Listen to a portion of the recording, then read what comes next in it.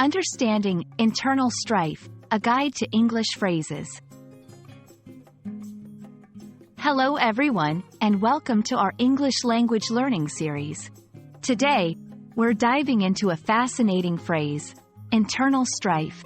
This term is not just about vocabulary, but it's also about understanding a complex concept. So, let's explore it together.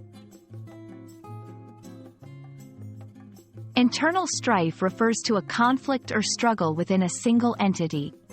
This could be within a person, a group, an organization, or even a country. It's about conflict that is internal, not external. It's like having a battle, but the battlefield is inside the borders of something or someone. 1. Personal context.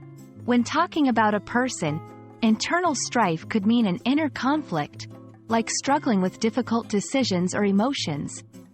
2. Organizational context. In a company or group, internal strife might refer to disagreements or power struggles among members. 3. National context.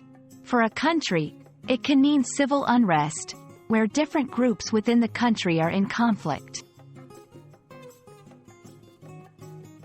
1. The committee's decision led to internal strife within the organization.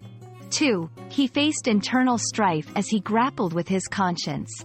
3. The documentary highlighted the country's internal strife during the political crisis. Inner conflict, turmoil, dissension, civil discord. These synonyms help in understanding the broad scope of internal strife and using it in various contexts. I hope this video has helped you understand the meaning and usage of the phrase, internal strife.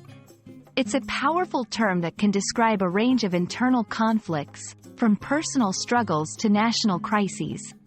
Keep practicing, and soon you'll be using it like a native speaker. See you in the next video.